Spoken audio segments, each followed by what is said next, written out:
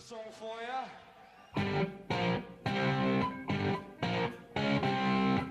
You're listening to Deep Purple Smoke on the Podcast. I will do one episode for each song the band recorded in the studio.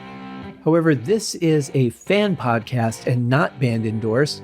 It's more of a tribute to their long history, well beyond just the hits, and my way of giving something back to a band that has given so much to me. Let's dig in!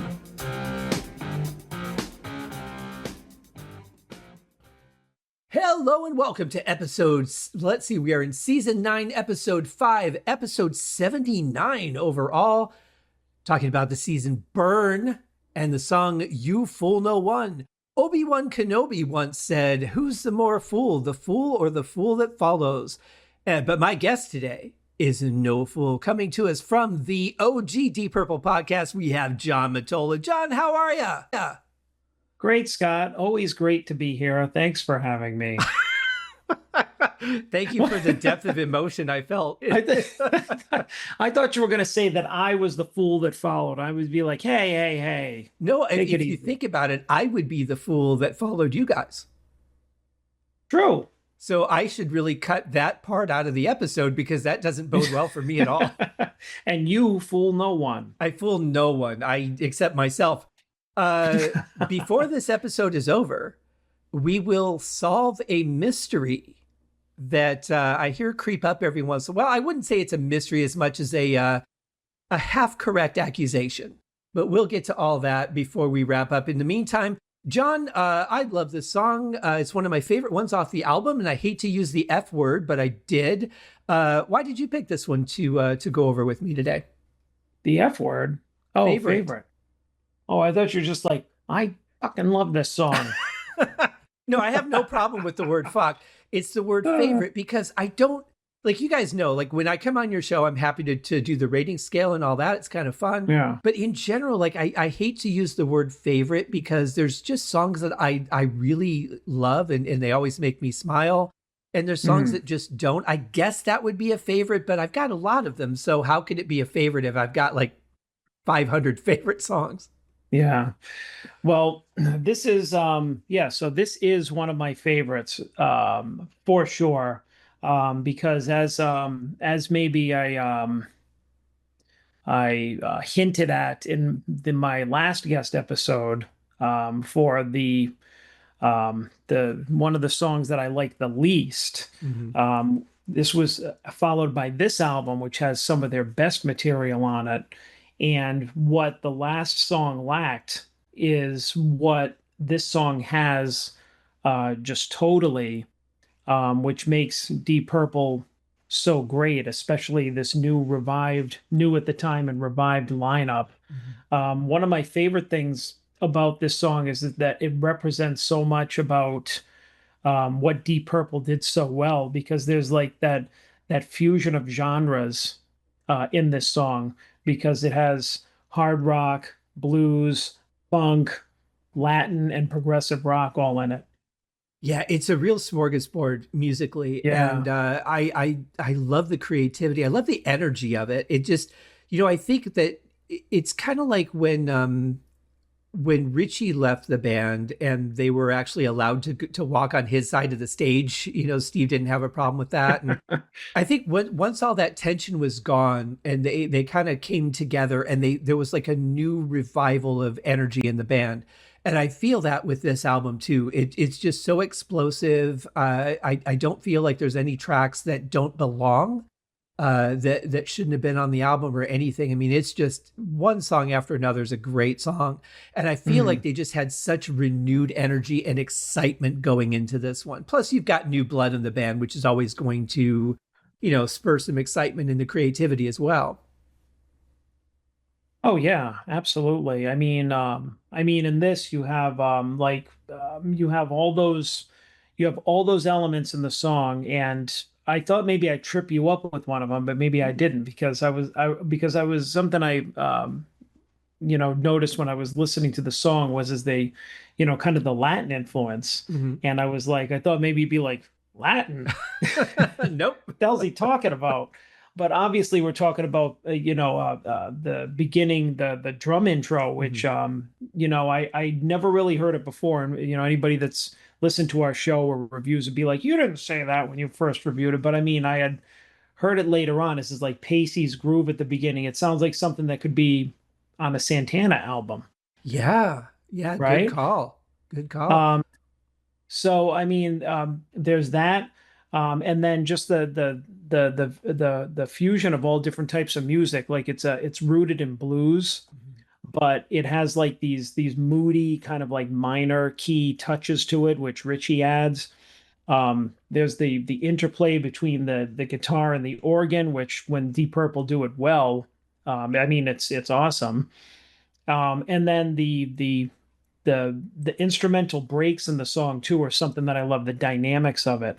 Mhm. They're not just you're not just going into a solo. It's like it's showing they're like the composition of the song. They like took their time to put it together.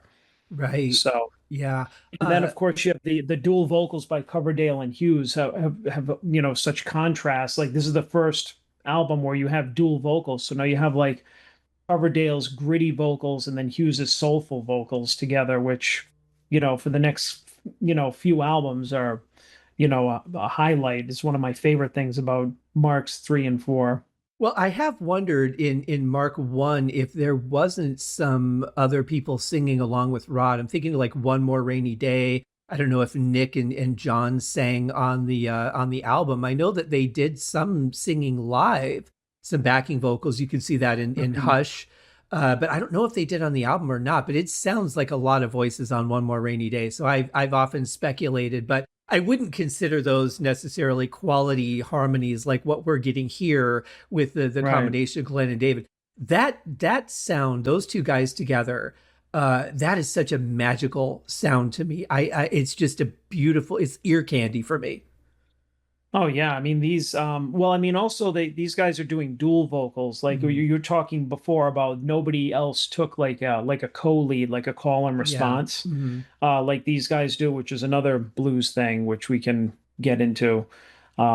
But yeah, I mean it could have been that those guys doing backgrounds in the early days, which by the way, I thought something that like I left on the table here is like when you were doing Mark 1, I should have thought of the Deep Purple Rodcast ooh, or Smoke on the Rodcast. that would have been good. Yeah. I'm still waiting for somebody to go back to Whoosh and take off the spaceman helmet and it be Rod Evans in that uniform. I really want that to be a thing. It's not, but I really want it to be. We know. Well, before we get into the song, John, you and I actually have two quick bits of business to discuss. One is Deep Oh. Purple related, and what isn't. Take your pick. Well, I was Deep Purple related since we're on the topic. The last episode that you visited on was Place in Line, which you and I both had some very strong opinions on. Didn't get a lot of feedback on that episode, but my favorite comment came Hmm. in the YouTube side of things, where we had a comment that said, "I want to like this, but this review is juvenile." And I really kind of took that to heart. And I, I mean, obviously everyone has their own opinion, and that's fine. But thinking back over the episode, I think, maybe people felt we were harsh because we didn't like it, and there's that confirmation bias that, you want the host to like every song and have good things to say about it. But I guess I'm honest. If I don't like something, that's what the song is about. What I hear in the song and what it makes me feel. What do you think about that? Well, when they said I want to like this, but the review is juvenile, they want to like the show or the review. Is that what they meant? I'm not sure. I think it was that review because they were commenting Okay. on the review being juvenile because they've commented before on the show and they seem to like it. But Hmm. yeah, I thought that was kind of an interesting thing because I don't know. we weren't like, oh my God, these guys are like so stupid. Like I didn't feel it was a juvenile review. I No. thought we were very honest about what we didn't like and why. Well, yeah, I mean, I think that I don't know, I need a little more context. It's like, what do you mean Yeah. juvenile? Because I feel like we were very thoughtful in our criticism, and I mean, I don't know. I felt like, personally, I had a lot to say and a lot of opinions, and I don't think they were bad. Just like, oh, this is stupid. It's just like I gave reasons for why I didn't like it and Mhm. why I thought that Purple could do better. So I would be interested to hear why somebody would think that our review was quote unquote juvenile, because juvenile kind of implies that there wasn't a lot of thought put into it, or that it's the I don't know, the our thought process or where our heads were at was kind of not well thought out or immature. And Right. I really Yeah. don't think that review. And I mean, I have been that way. I'm not going to lie, but I mean, just listen to the Deep Purple podcast, and I'll just be like, that's dumb. But I mean, it's like it's usually just for humor. But I mean, honestly, like I really feel like I put a lot of thought into it, and we had a thoughtful discussion about it. So I'm going to have to disagree with that. Yeah, that's what I mean. Like I don't feel like we sat there and went, this is just stupid. I don't feel like we did a high schoolish review. And that's kind of, I guess, where my mind goes when I think juvenile. I think, thoughts that aren't well formed, just throwing out accusations without having a reason for them. I think we justified why we didn't like what we didn't like about the song. I think we gave it a real good try to find some good things in it, and I don't think we were successful at that. But when I think juvenile, I just think of words like "this is dumb," "that's stupid," like that's kind of where my head goes. So I was curious to get your thoughts on that. The other thing that I wanted to bring up was actually a quick Ghostbusters thing, because I saw a meme this morning that said it was a picture of Ernie Hudson, and I remember the scene in the original Ghostbusters where he and Dan Aykroyd are driving in the car, and I think it was right before they played Magic, maybe, but they were talking about the dead rising from the grave, and Ernie Hudson says, do you think maybe the reason that we've been so busy lately is because the dead have been rising from the grave? And I'm thinking, I don't know why this never hit me this way before, but where do you think ghosts come from, asshole?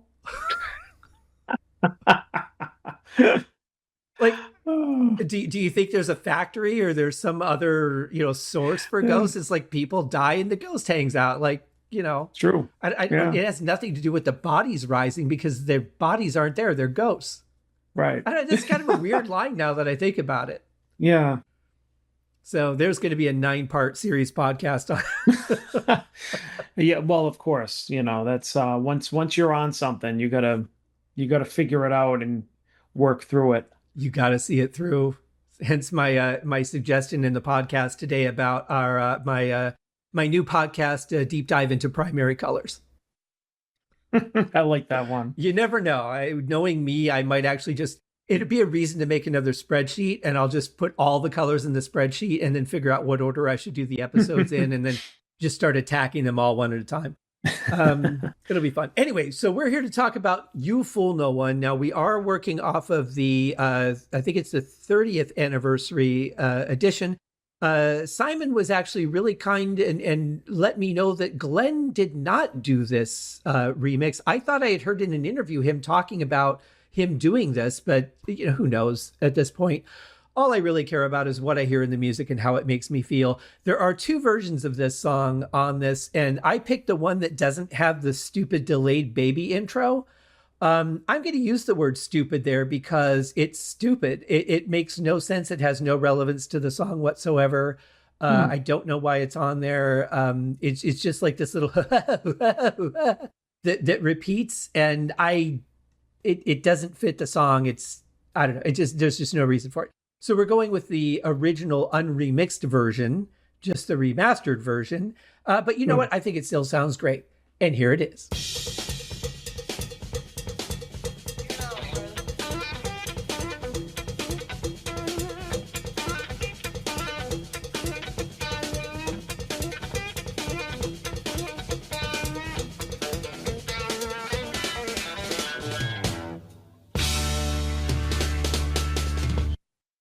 You mentioned the Latin influence. Obviously, there's a heavy cowbell that you Yeah. hear a lot in Latin music.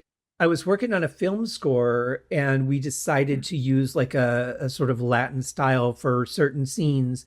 And I did study quite a bit of Latin music to just kind of understand the instrumentation in that. And cowbells or cowbell like instruments, like a go-go bells, very, very common in Latin music. Mm, yeah, I mean, first of all, I love it when Pace uses the cowbell. Mm-hmm. But I mean, there are a couple of Deep Purple songs or Deep Purple related songs that I love. There's one on the it's escaping my mind right now on the first Rainbow album, where it's very cowbell heavy. Are you talking about Still I'm Sad? There we go. There we go. Still I'm sad. Yes. So another one of my favorites. Interesting But that you bring that up, and I'll get to that, but go ahead. oh, okay. Um, so yeah, I love it when Pace uses the cowbell, and I think it's you think of the cowbell, especially like in 80s songs or whatever, and they just do a couple of hits on it as Mhm. like an accent or something. But here I think it's used very tastefully, and it creates this great groove. And then Richie playing over it is just this, very it's kind of like it's kind of bluesy, but it's kind of not. I feel like if you had another guitar player playing over it, like if you had Carlos Santana soloing over it, it would be completely different. But I mean, you Yeah. have just this great Richie groove in there, and then you have Coverdale just kind of saying something like, "Yeah, I don't know what he's saying, but it's just kind of like very, you could tell that they were trying to get it to be very like off the cuff or sound very Mhm. like live sounding. So Yeah, for sure. It does feel that way. And improvised. I think just the introduction of a singer saying something that he might on stage, like just in the moment, I think really kind of adds to that atmosphere. But I've noticed something too is that sometimes when Richie has his part in these openings, they sometimes make his guitar sound a little bit thinner in the beginning than it does in the rest of the song. And I find it interesting here because you've got this really powerful thing coming from Ian Pace, and not just the cowbell, but what he's playing on the bass drum underneath of that is really cool. And then you've got Richie kind of sounding thin, and it's not until everybody kicks in that all of a sudden, like, the guitar sounds big while everything else comes in with it. It's a really interesting strategy. Yeah, I think that this is one of the few songs that I love the live versions of. Mm-hmm. Maybe sometimes a little bit more than this one. I love the Made in Europe version is one of them. I love this one and Mistreated Mm-hmm. are two live versions that I love. But of course, I love the album versions too. But yeah, he definitely has more punch behind it in the live versions. Yeah, I was going to say But there is also, a yeah, killer version of this on Made in Europe. Probably the yeah. best live version I've heard of it is on Made in Europe for sure. Yeah, and I mean it also I mean you can tell too it gives him like it's just very the way that the whole song is laid out in here too is like very it opens it up to be very improvisational. Mm-hmm. Oh So I yeah. mean on those live versions he could do this, he could do he does of course he doesn't do this. He does whatever pops in his head, and Mm-hmm. goes to his fingers and it all sounds awesome. So Yeah, I'm trying to remember on Made in Europe, wasn't this the vehicle for him to do the drum solo? Because they yeah, I were doing think that, so. Yeah. yeah, Yep. just that one lick kind of over and over, and then everybody just kind of trailed off and he kept going. Yeah. Yeah, yeah, it's good stuff.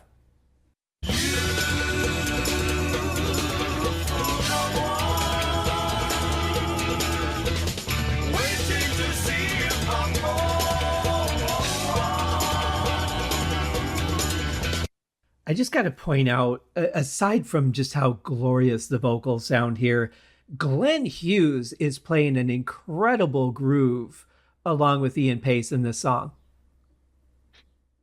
You know what? It's one of those things I haven't really heard. I'm gonna have to listen for it. I wonder, I don't know if he's playing this with a pick or if he could play that with his fingers because I'm not getting an edgy sound to it, but there's a lot of notes here. So I don't know if this is picked or finger style, but I love the groove of it. So you'll be able to hear it here when I start the song again.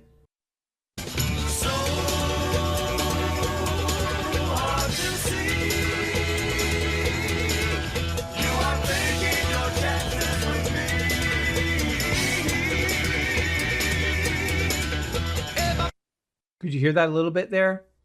Yeah, the problem is that the you know that it's one of those songs where the bass is there, but it's really it's mixed in with the rest of the song, so it doesn't really stand out. Like you can feel the groove more than you can hear it. Mm-hmm. Whereas like Richie is doing like this is really riff based, but I mean it's or I don't even know if you can call this a riff, but I mean he's doing a lot, Mm-hmm. you know, in here. So Richie is very busy during the verses of these songs. So really, it's hard to really focus on anything else Yeah. or hear anything else because it's like you have that and you have the drums, which are really busy, and Mm-hmm. then I think you have the and the John Lord too, but the bass I don't think is. I think from what I could gather, it's kind of going a little slower. It's a little more intentional, just kind of like grooving in the background. But like, yeah, the way the mix is, I can't pick it out that well. Well, plus, and you're hearing it through the Zoom feed too, which is going to alter the quality of what you're getting a little bit Mm, too. hmm But yeah, you're right. It's I would say, except for the vocals, everybody on this song, I would probably use the word relentless. The mm, bass, except for the planned stops in the song, everybody is just full on the whole time. yeah, absolutely. Yeah.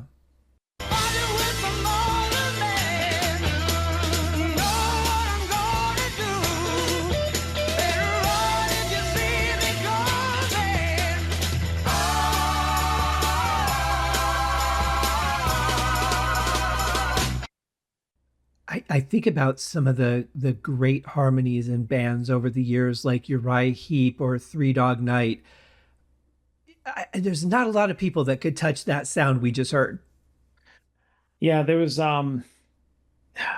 sometimes I think about it. There's something about Coverdale and Hughes together. They just got together by chance in this band, Mhm. and the sound of their voices together is one of my favorite in rock. Like I can't really think offhand of any other duos that there are or duos of singers that sing together that I like Mhm. as much as this. That sounds so great. Yeah, And they're two completely different voices. Like you have the raspy and the soulful, the blues based and the higher pitched and the more smooth. well, I know I said on one of the episodes, it might have been the Burn episode that I did, where I said, if you'd given me a list of singers and said, pick two of these guys to be in a band, I would have never put these two guys together. It would have never even occurred to me that they should be in the same band. But look at how Yeah. brilliantly it works.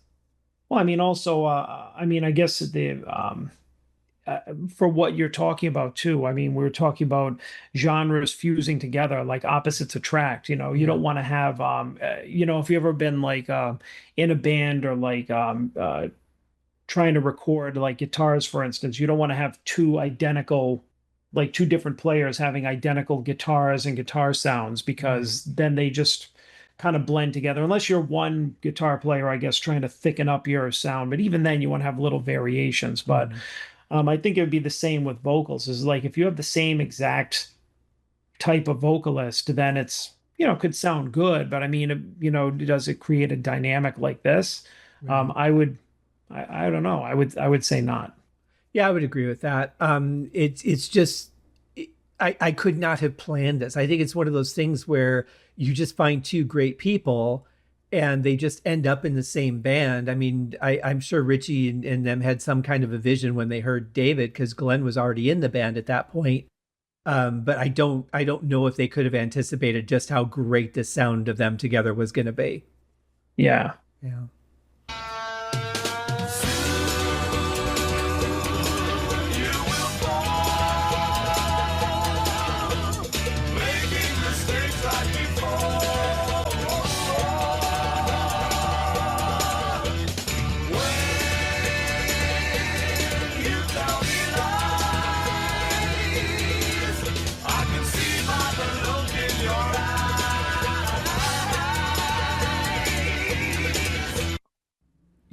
There's something I don't think I've noticed before that's kind of bothering me now. Not in a bad What? way, but I'm just wondering how it's possible because when we're hearing Ian hit those crash cymbals, they're stopping pretty quick. Like when you hit a cymbal and you grab it to stop the Mm. decay. Like where does he have the time to reach out and grab that cymbal and stop it in the middle of that groove that he's playing? Like, how is that even possible?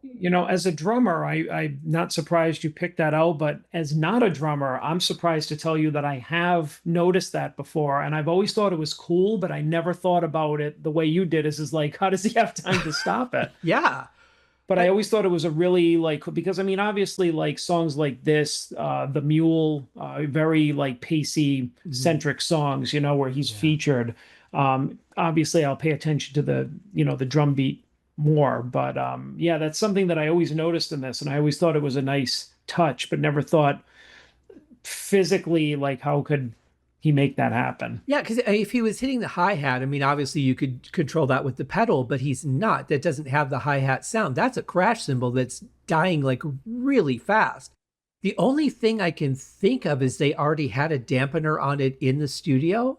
I Hmm. don't know how they would have accomplished that, but that's the only way I could think, because there's no way he could grab that and stop it, and so consistently Yeah. playing that groove. I'll have to maybe see if I can find the video from Cal Jam and take a look and see if I can see it there, because I don't know if he was doing that live. But yeah, I never really thought about the logistics of that before. But that's one of the things I love about listening in a different way, is that I'm noticing things that I would have noticed but maybe not paid attention to otherwise. Like, I've always heard the hits, but just never Hmm. really thought about how he did it. Yeah. So very interesting. If you think you're gonna take me for granted, chasing around with all you see, gonna make you live to regret it.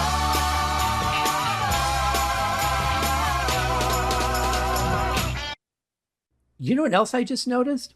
What? And I don't think I've ever noticed this before, but that ah that we just heard, I think Yeah. John Lord is playing another organ tone underneath of that. What, right after Glenn's verse? Yeah, when they go that part, I don't think I heard I that. think he's playing an organ underneath of that. So I'm gonna go back just a little bit. I was Maybe you I could was gonna hear it. say, yeah, I want to Again, hear. the Zoom feed, you may not be able to hear it Mm. through the Zoom feed, so maybe check it out later. But I'm almost sure I hear an extra tone far in my left ear.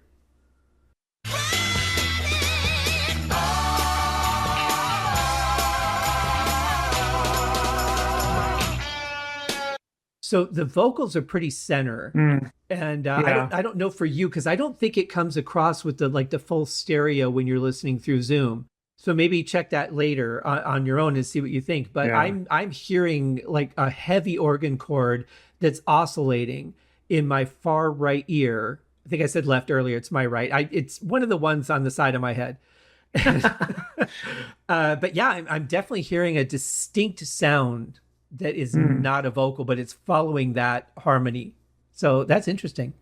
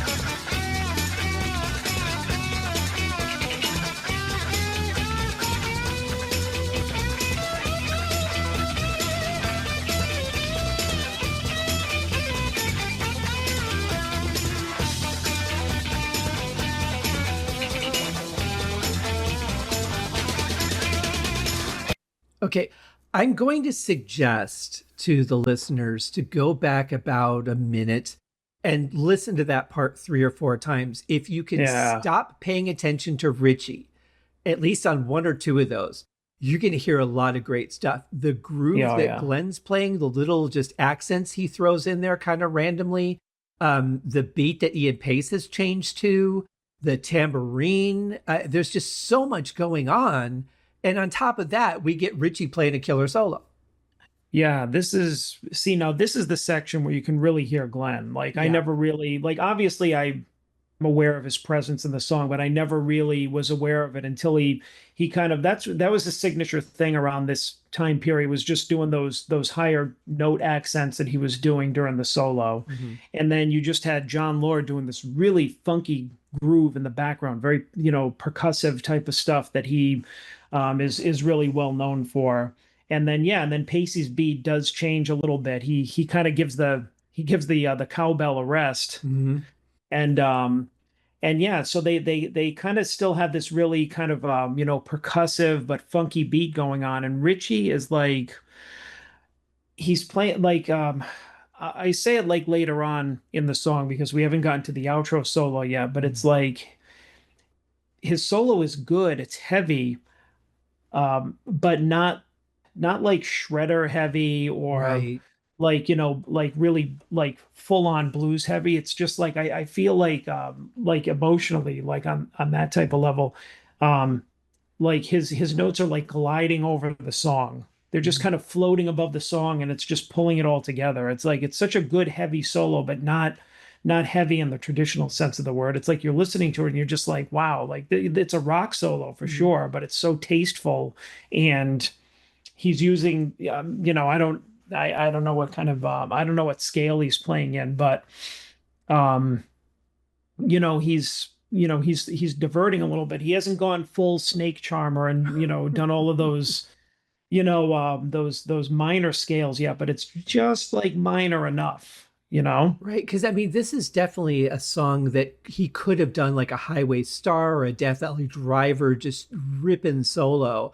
But I like that he doesn't. But I also think he's kind of storing it up. Like he's giving us part A now, and we're going to get part B later, which is Right. is not uncommon. The other thing too is I love the way they change things up when a solo is playing so that it's a different part of the song, like the way Ian Pace changed the beat, but you don't feel like you're missing anything, even though they're kind of being less distracting so that you can focus on the solo. They're kind of paving the way a little bit, like they do sometimes for a singer.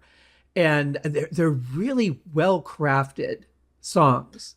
And Yeah, and I I love mean, the way they do that because you don't feel like you've lost anything, even though the cowbell's not there.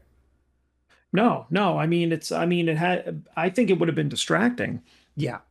And I mean, I think they knew that as well. So that's why they, maybe Pacey held back on it. Hmm. And because, you have to know restraint too. What's that phrase? It's about the notes you do play as much as the ones you don't, Hmm. type of thing. But coming up is again we're going to have this kind of like this break like we did going into the solo coming out of it. That's like this one of the things I love about this band is the dynamics that they did that makes it sound so compositional Hmm. and not just a regular solo or regular song. It just it gives like it stops and it's so dramatic and it gives Richie this highlight um, to just solo for a few seconds before going back into the last verse, which Well, we're going to hear in a yeah. second. And it's kind of like Burn a little bit when you think about during Richie's solo and during John's solo. Ian Pace isn't playing a drum solo anymore. He's just playing a straight beat. And I Hmm. mean, he's still playing powerful, but he's not being distracting. He's like, I'm just going to stay in my lane. Right Yep. now, the song needs to feature Richie or it needs to feature John and not me. Right. So he's not even playing a lot of fills during those sections. He's just playing Hmm. straight to let them shine, let them have their time in the song.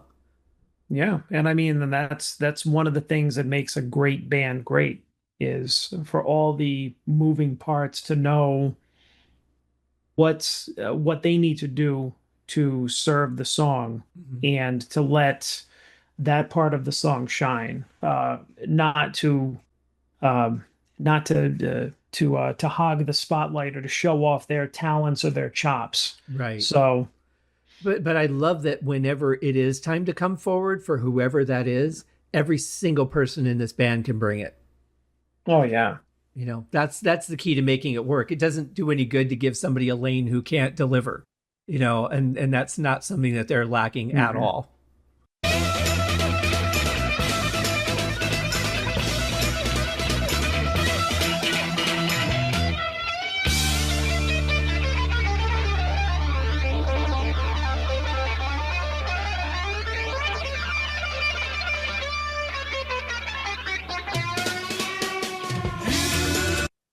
I realized just there that type of it's a little bit distortion, a little bit phaser on Richie's guitar, kind of Yeah. reminded me of the sound he has on The Shed from Long Live Rock and Roll at the opening.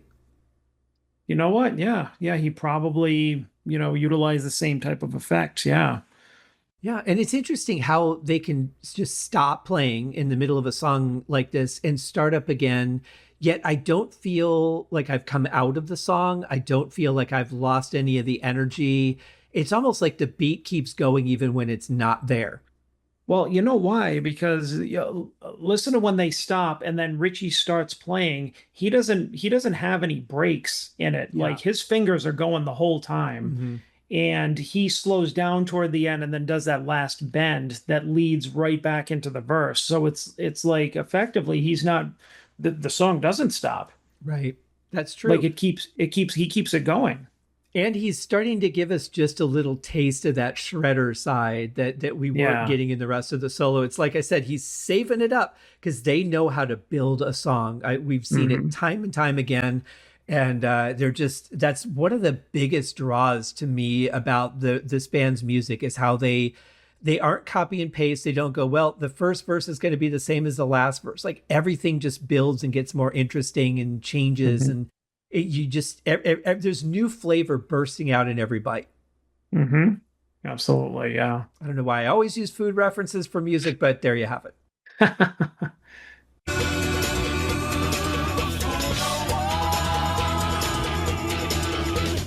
Waiting to see if I'm wrong. So clear to see. You had all your chances with me. You thought that you could take it for granted, but I couldn't take it no more. Later on, when you see me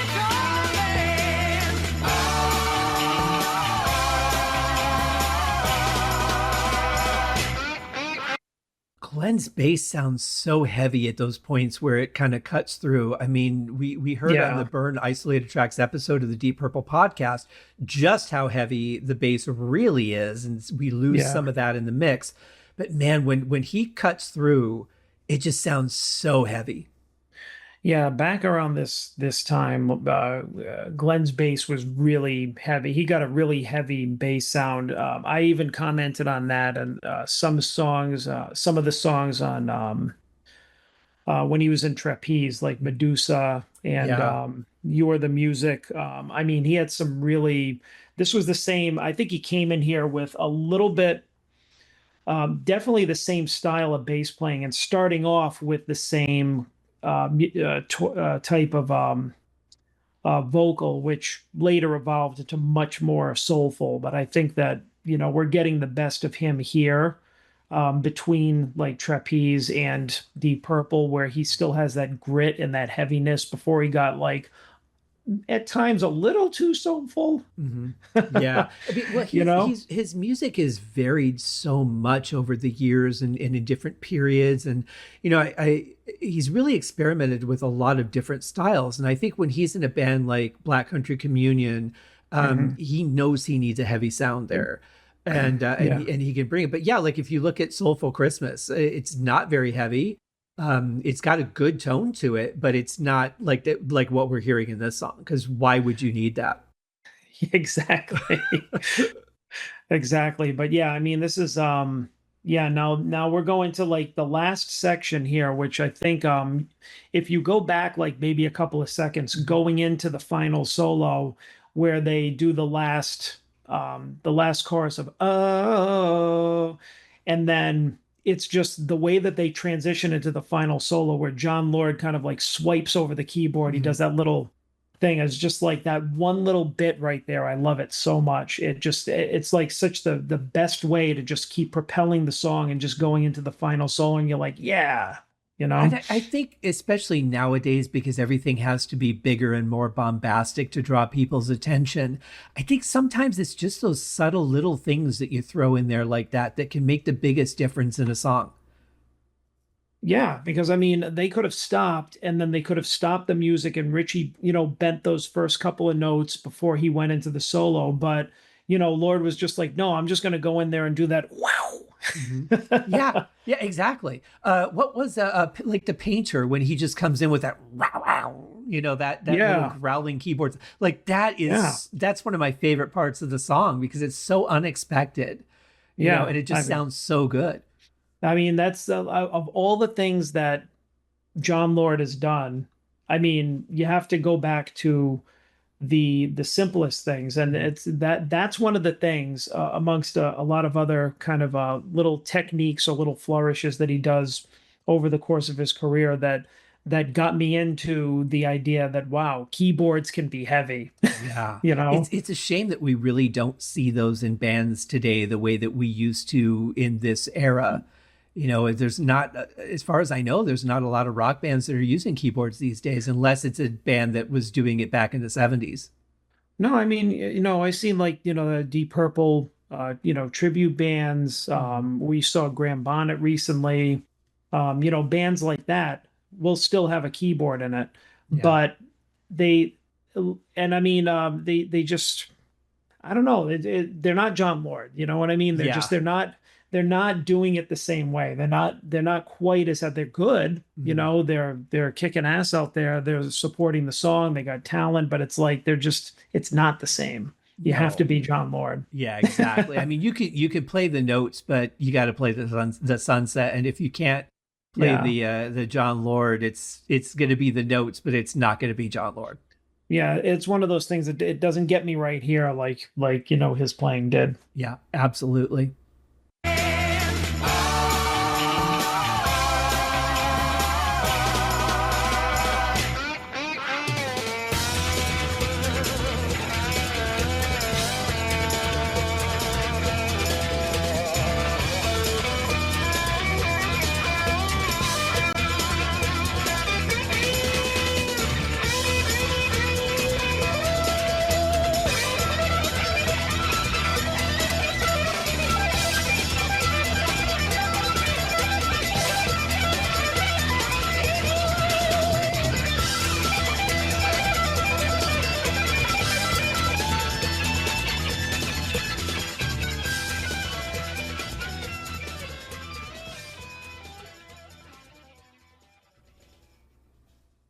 If there's one thing I love, it's when Richie goes nuts on the first two strings of a guitar. Yeah. And see, and that's one of the things that I really loved about this solo is so like now just think about the break coming out of the solo where he was just like tearing up that fretboard. He wasn't stopping. He wasn't letting Yeah. up for a second. Mhm. And then you have this and he's slower, he's a lot more intentional, he's bending his notes. He's going a lot slower. He's playing, not that he wasn't playing with feeling before, but he's putting a lot more slower emotion into the Yeah. solo, which makes me think you have all this stuff going on behind it. Lord and Pacer hitting the keys and hitting the percussive elements, and Hughes is holding on the bass, and I just feel like he's just floating over with these bends and these slightly phased guitar, and he's just like kind of floating over the music. And then when he gets to the end, he starts getting a little faster, but not too much, but not as intense. Mhm. It's not an intense solo. It's Right. very bluesy and emotional, but it's Mhm. like, one of Richie's best. Yeah, I agree. This is a solo I've always loved. But you're right. I think in the first solo, I feel like he's floating over the song, and then when we get to the end, I feel like he's grounded and he's just on fire. Right. He's like, okay, now I'm going to show you, and I'm going to bring it. And I think both solos are great. I think the second one has a little more. I'm really into this song now. I found Yeah. my spot in it, and now I know what I want to say. And his playing, that's one of the things I've always loved about his playing, is it just always seems so natural and off the cuff and in the moment, and every other catchphrase I could use. Yeah.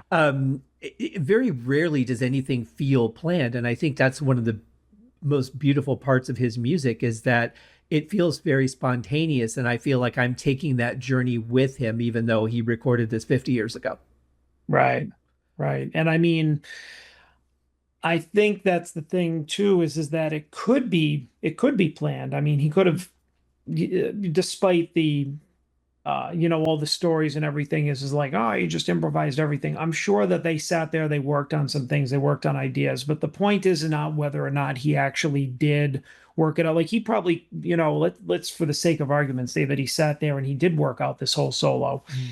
It doesn't matter because what you said was important is that you feel like it was improvised. Yeah. So that's part of his brilliance, whether he did improvise it or whether he played it like 20 times and then he's like, all right, let's do this take. Mm. You feel like you said you're going on that journey with him. You're still getting that emotion. So he's got that great talent of feel like making you feel like it's an improvised solo, that it's like this fire of like this great guitar player without it being sloppy or unplanned or overly planned and too clinical. It's like, just in the best place that you could be.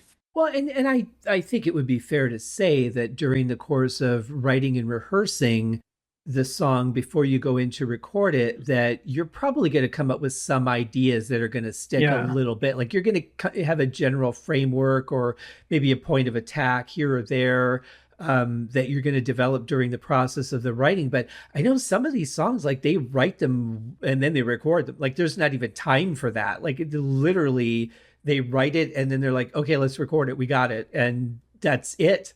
And then they have to learn the songs to go play them on stage. They have to learn the song that they just recorded this Yeah. brilliant version of, Yeah.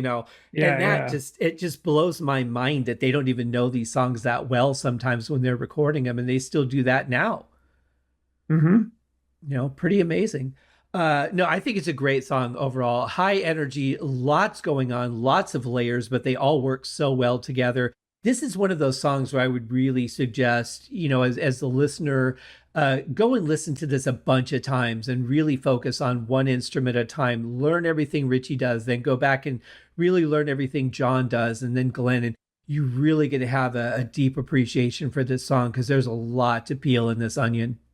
Well, another thing too, which we didn't talk about because as we know, as everybody knows, we're not lyrics guys, True. but in talking about the all the different styles musically that are brought to the song, the one thing about the song is like I always thought to myself, like, yeah, like you listen to Mistreated, right? You're like, okay, definitely like a bluesy song, definitely a blues song. Like Mhm. there's no mistaking it. And it's like, I can't really classify this as just a blues song in that way. So why do I like it so much? And it's because this is a classic, like the lyrics are classic revenge blues, Oh, yeah. Oh, yeah. right? Which I mean, totally had to have come from Coverdale because that's where all of his lyrics at this time came from. Was as having like the you did me wrong and now I'm done with you Hmm. theme, and where where basically if you actually listen to the lyrics, it's like he's warning them or giving them like a threat, like if I find you with some other man, you know what I'm gonna do. So you Right. better run if you see me coming. It's like, oh shit, Coverdale's gonna fuck somebody up. Well, and if you dig too deep into the lyrics, my first question is, who the hell is cheating on David Coverdale? I mean, if you've got David Coverdale, who else do you need? But I mean, I think that that's like that dates back to the blues's earliest lyrics, right? Where the Yeah. where the where the narrator, the blues guys, they that's where their themes come from. And we know that Coverdale was really into the blues and that Otis Redding and like, Bobby Bland, those were yeah. right. Those were his idols. So I Mhm. think that in the early days when he was at Purple, when he was trying to come up with these lyrics, because we've the story of when he was and I can't remember the story when he was like was he writing the lyrics for Burn and like Richie told him to put something in there about a witch or something, Yeah. right? And he's like, what? I don't. And so I think that he was just like Hughes was developing, and kind of developed into something later on. Like Coverdale lyrically was coming from his early roots, and while he was here, he was like still very green, obviously, right? It was his first, major album, but I Mhm. think he brought some of those best early kind of things with him, from his roots. And I think a lot of that was just like, okay, like I'm a bluesy singer, like I'm, a blues rock guy. So you have this song that's got just a bunch of different influences in the music, and then it's just a straight like revenge blues lyrics Mhm. song, which is really interesting. So that's what makes it bluesy, not so much the playing, Right, um, right, yeah. right? Not like when there's the call and response, between him, like what I'm gonna do, and then Richie goes da da da na. Mhm. So you have him with like the instrumentation. There's no traditional chorus in it. True, Um, yeah. like a lot of blues song, it relies on like the lyrics and the grooves. Um, Well, and um, and the verse is all harmony. yeah, yeah, and so I think that it's and then the title too is like that it's classic blues phrasing, like "You fool no one," you Mhm. know. Again with the whole I think that, and I don't know a ton about the blues, but what I do know is that it's a lot of it is about that, that theme there. The short, like accusatory phrasing Yeah, is right. like, Well, yeah. is like very in a lot of like classic you know, blues stuff, which I know there are many different subgenres of Mhm. that too as well, and different styles of blues. So I'm not going to pretend like I know, but Sure. what I do know is that this is where Coverdale is like obviously drawing from. Yeah, and I'm So not very versed in historical blues, but I do know the no, me origins neither. are very. So I mean, it's everything. I'm down on my luck. I'm out of money. My woman cheated on me. Kind of just like old country. A lot of Right, right. older country music. It was so depressing. It was about everything you don't have or want and can't get. But I mean, most of what I know about the blues, I learned from Adventures in Babysitting, which is where we should all learn the blues. And then Great. this is like, and then of course later on, Coverdale progresses and then he gets to spit it out and Mhm. you Right. know Yeah, that, exactly. that From kind of from stuff. if you cheat on me, you know what I'm going to do to slide it in and spit it out and all those really subtle songs that he's so good at. But that's one of the things that I love about early Coverdale and early Coverdale lyrics is that I mean, he did draw on the blues, his blues influences the whole time, but it was like, Mhm. this was like much less kind of a sexualized lyrics than he would Right. get in Whitesnake. It was Mhm. more rooted in like what the classic blues themes were. And then later on, it was more, um, maybe, I don't know, maybe a little more diluted, a little more filthy. Right. A little sassy, yeah. I mean, but if you want to hear some really good David Coverdale based blues, I would suggest North Winds or the album White Snake, because I think that's where Yes. he really tapped into that. I don't think he was necessarily trying to be anything. Whereas if your band is called White Snake, you kind of have your theme, and for the most part, except for the occasional song here or there, you're pretty much going to stick to it's going to be about love or sex or some kind of relationship oriented thing. But if you listen to those first two solo albums, songs like North Winds or Blind Man, or, there's so many great songs that aren't about love or sex. They're just about kind of life. And I think he does such a great delivery. He could have had a career in that, but he wouldn't have had the career he had in Whitesnake. No, Not at no, all. I think that from Burn up through his first two solo albums, and maybe even the first, proper Whitesnake album, which, given their history, who the hell knows what that really is? Well, supposedly it's Trouble, although I still Right. say Snakebite, but that's just me. Yeah. But I think like through his first two solo albums, he had done like lyrically, he did a lot of stuff, which Nate and I talked about, especially on his solo albums, which was a lot more introspective and Yeah. almost, romantic at times, and just a lot of themes that seemed a lot deeper too. Because I mean, look at he was also involved in like uh, Butterfly Ball, Right. Wizards Convention, like Mhm. all these other things too that were like, you look at him like anybody that only knows him from the present, or say the past 40 years, right?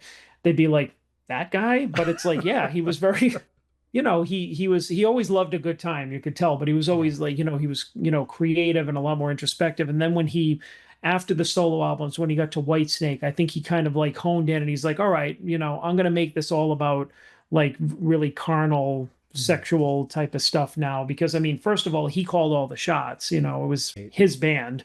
Well, And I think it's like Alice Cooper. Alice Cooper saw a certain path he could take and have a gimmick and mhm, just play that up and be unique and popular. I think David became a businessman to an extent. I think he saw mm, what he could do, what he was capable of, but also how he could be successful. And obviously it's a theme that everyone can identify with, and certainly something that you can write and write and write and write and write about, as he's proven, because so many of his songs, or bands like the Scorpions, like I've said on the show before, have stuck with that theme and been very successful. So mhm. I think it's a combination of writing songs that are fun, that people will enjoy, but also knowing how to reach people and how to promote that as a business person, that he just became so successful. Yeah. But before we wrap up, John, if you have another minute, let's go back to what you said about Richie Blackmore's Rainbow and the song Still I'm Sad, because Okay. part of this is related to it and part of it is not. And I actually did homework for this show to figure out exactly what I was hearing and why I always thought these two songs were more different than they actually are, but they are also different. So if you listen to the beginning of You Fool No One, I'm going to tell you how it counts as a drummer. We're going to be listening really to the cowbell more than anything else. The count would be one and a two and a one and a two and a dun da da da da da da da da da da. Right. So you got one and a two and a one and a two and a. Very simple, Yeah. right? But very clear. So now we're going to go to Still I'm Sad. Now this first part that he's going to play is not the same as You Fool No One. What he's actually playing here is one and two and a.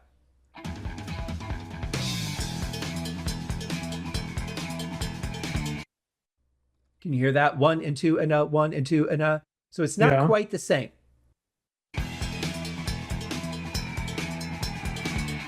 But if we go 26 seconds in, we hear the You Fool No One beat. One and a two and a, one and a two and a. So he switched what he was Yeah. playing. So he's playing two different rhythms, but he doesn't introduce that until where we would have our first verse. Oh, wow. Very cool. I wouldn't have noticed that. Yeah, I was so confused on that. I'm like, it is You Fool No One. It's not You Fool No One. Yes, it is. No, it isn't. And I've been just back and I finally just sat down the other day and I'm like, you know what? We're gonna do this episode. I'm gonna figure it out and we're just gonna solve the mystery. So yes, it does have the You Fool No One beat exactly, but it also has an alternate version that we open the song with, and I think it comes back to that like anytime we're not in the verse. So it's really great playing from Gary Driscoll. Well, the other connection too is that we mentioned Made in Europe. If you listen to the Made in Europe version of You Fool No One, then Richie plays that riff. He plays on the out, goes dunga dunga dun, dunga dunga Mhm. dun, going right into it. And I was always kind of like, it's fine. I mean, it's the same guy anyway. Who cares? Like, Right. it's just kind of like, wait a minute. So this is still I'm sad while it's still You Fool No One, and now the other like I don't get it. Like, why is this all the same? But Right. Right. hey, a good riff is a good riff. So it's like sure, reuse it. What do But I care? it's also like him playing Greensleeves before he starts into Smoke on the Water. It's just like him just Yeah, playing little bits of another song and then going into something else. But that's part of what's always been so great about Richie live. I mean, later on things got very scheduled. They didn't really seem to have the same spontaneity as they got into the 80s that they did in the 70s live. You listen to Made in Japan versus what was the album we were talking about on your show today? Nobody's Perfect. nobody's perfect. Yep. Yeah, which I mean, I don't know what the full concert was because we're only getting the record, but it just doesn't have to seem to have that same just dangerous, spontaneous, this is what it was tonight kind of feel to it Yeah. that they did in the 70s. But of course, music was different in the 80s. Everything changed a little bit. So, Yeah. but yeah, Hmm. listen to the Made in Europe version, you guys. Thanks so much, John, for visiting me for another episode. Check out the Deep Purple podcast. Link, as always, is in the show notes. We will see you guys on the next episode as we continue our journey through Burn. Cheers.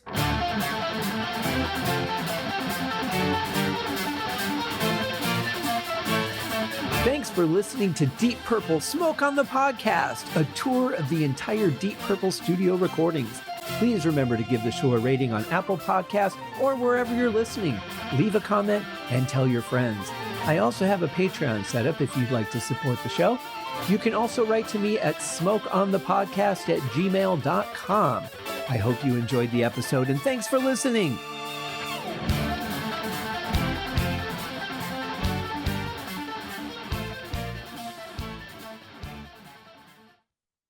Recording Cheers. stopped. Cheers, and then what's the closing theme? It's like now I can't remember it. It's well-dressed guitar. How come? You know why? I can't think of how it goes now because all I have in my head is dun dun dun dun dun dun dun dun dun. It's like I don't know what I'm thinking of.